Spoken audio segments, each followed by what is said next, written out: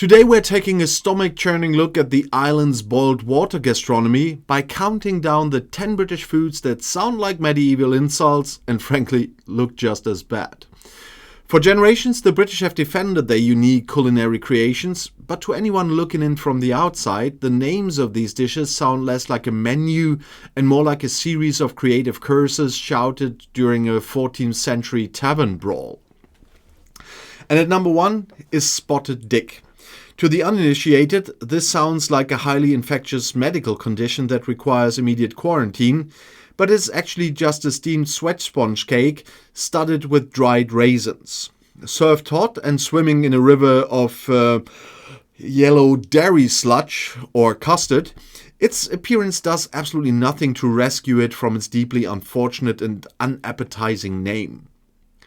And if that doesn't ruin your appetite, number 2, toad in the hole, surely will. This name conjures up images of a muddy amphibian peering out from a damp swamp, but the reality is barely an improvement. It consists of swine flesh cylinders, or pork sausages, baked directly into a giant gaping crater of Yorkshire pudding batter, looking exactly like a culinary rescue mission gone horribly wrong. And next we fly to the coastal regions at number 3 for stargazy pie. Or stargazy pie, I never got that name right. While stargazing sounds romantic, this Cornish dish is a literal horror show. It is a pastry pie where the severed heads of sardines poke directly through the crust, staring blankly up at the ceiling with dead baked eyes, supposedly to prove that there's actual fish inside. And then we have number 4, bubble and squeak. And this sounds like a cartoon comedy duo, but it is actually a desperate Monday morning survival tactic. It is simply yesterday's leftover mashed potatoes and cabbage fried together in a pan until it forms a grey, sizzling heap of mashed cabbage debris, making a squeaking noise as it cooks. And number 5 is Welsh rarebit.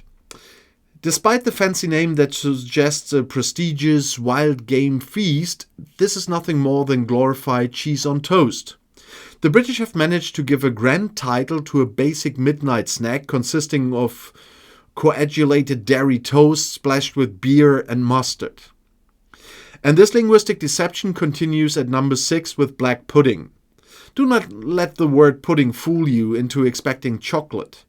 This is a dark, dense sausage made of congealed pig's blood, oatmeal and fat, sliced into scabbed iron logs that taste overwhelmingly of copper and iron.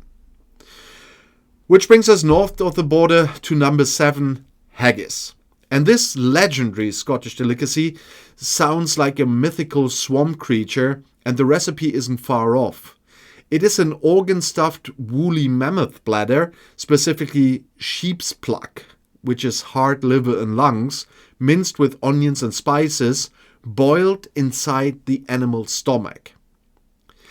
At number 8 is Cullen skink. This sounds like a venomous reptile you would find hiding under a rock, but it's actually a thick Scottish soup made of smoked haddock, potatoes and onions.